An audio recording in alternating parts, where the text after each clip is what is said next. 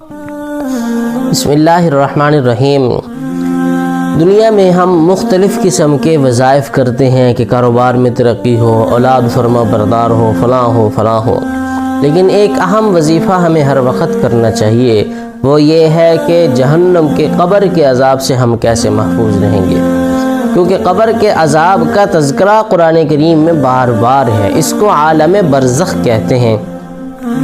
یعنی انسان وفات کے بعد قیامت کے قائم ہونے تک، جب حضرت اسرافیل علیہ السلام صور پھونکیں گے اور ساری کائنات ایک دفعہ فنا ہو جائے گی، اور پھر دوبارہ صور پھونکیں گے اور ساری کائنات زندہ ہوگی، تو اس سور ثانیہ کے درمیان، اس بندے کی وفات اور سور ثانیہ کے درمیان کا جو وقت ہے، اسے عالم برزخ کہتے ہیں۔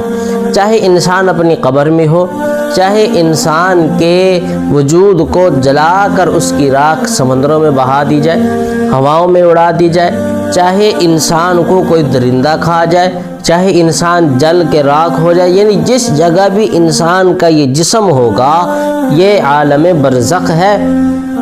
اور یہ عالم برزخ عذاب قبر یا قبر کا جزا، قبر میں انعام، یہ اسی وقت شروع ہو جاتا ہے، چاہے یہ قبر میں موجود ہو، چاہے کسی اور جگہ ہو۔ تو ایمان والوں کے بارے میں یہ ہے کہ ایمان والے جب آتے ہیں، نیک عمل کرنے والے آتے ہیں قبر میں، فرشتے حساب کتاب لیتے ہیں، 3 سوال کرنے کے بعد فرشتے چلے جاتے ہیں۔ اور مشکات کی حدیث ہے کہ اس کے لیے قبر میں جنت کی کھڑکی کھول دی جاتی ہے، اور حکم ہوتا ہے نم کا نومت العروس، ایسے اعزاز اور اکرام کے ساتھ سو جا جس طرح دلہن کا اعزاز کیا جاتا ہے، جس طرح دلہن کو احترام سے لایا جاتا ہے، اعلیٰ سوٹ اور اعلیٰ کمرہ، پھر اس کے بعد سجاوٹ، پھر فلاں، یہ سارے جس طرح دلہن کے ساتھ اعزاز ہوتا ہے، تیرے ساتھ بھی اعزاز ہوگا۔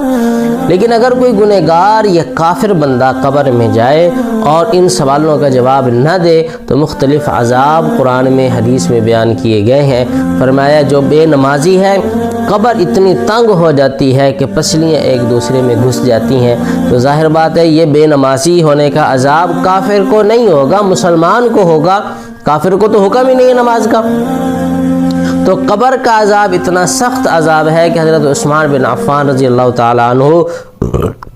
جب قبر پر آتے تو اتنا روتے تھے کہ داڑھی مبارک تر ہو جاتی تھی۔ اس لیے نبی کریم صلی اللہ علیہ وسلم بھی قبر کے عذاب سے پناہ مانگتے تھے، ہمیں بھی پناہ مانگنی چاہیے۔ وظیفہ یہ ہے کہ جو شخص رات کو سونے سے پہلے سورۃ الملک کی تلاوت کر لے گا، سورۃ الملک پڑھے گا، تو اللہ جل جلالہ اس کو قبر کے عذاب سے بچائیں گے۔ حدیث میں ہے کہ یہ سورت اس بندے کو، پڑھنے والے کو، اس طرح اپنے پروں کے نیچے لے لے گی جس طرح کوئی پرندہ یا کوئی جانور، مرغی وغیرہ اپنے بچوں کو پروں کے نیچے لے لیتی ہے اور دشمن سے، آفات سے، سردی سے اس کی حفاظت کرتی ہے، اسی طرح سورۃ ملک اس کی حفاظت کرے گی۔ نمبر 2 جو سورۃ یاسین روزانہ فجر کے بعد پڑھے گا، اللہ تعالیٰ اس کو بھی قبر کے عذاب سے محفوظ فرمائیں گے۔